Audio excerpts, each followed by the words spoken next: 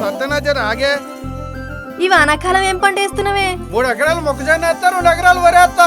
ఈసారి ఇట్లా పంటలు వేస్తే తర్వాత నువ్వే పరేషాన్ అవుతావు. నీళ్ళ పరేషాన్ అవడానికి ఏముందా మళ్ళా? గదేదో దిక్కుమాలన ఎల్లినో అంట. ఈసారి వర్షాలు కూడా దాని వల్ల తక్కువ పడతాయంట. అవునా? చూస్తూనే ఉన్నాం కదా వాతావరణం కూడా ఎట్లున్నదో. అట్లయితే ఈసారి వ్యవసాయం ఎట్లా మరి? అందుకనే మన తెలంగాణ వ్యవసాయ శాఖ వాళ్ళు ఏం చెప్తున్నారంటే ఆ వరి మొక్కజొన్న గిసొంటి కాకుండా తక్కువ నీళ్లతోనే సాగు చేసే పంటలు గవే జొన్నలు, మినుములు, కందులు, చిరుధాన్యాలు వీటితో పాటు కూరగాయలు కూడా పండించుకోమన్నారన్న. ఎక్కువ నీళ్ళు అవసరమయ్యే పంటలు వేసి తర్వాత కన్నీళ్లు పెట్టుకునే బదులు తక్కువ నీటితో పండించేవి పెసర్లు, కందులు, మినుములు ఆ పంటలనే వేద్దాం. గది లెక్క. మన తెలంగాణ ప్రభుత్వం వ్యవసాయ శాఖ చెప్పిందంటే మన మంచి కోసమే. రైతు బాగుంటేనే రాష్ట్రం బాగుంటుంది. వ్యవసాయ శాఖ తెలంగాణ.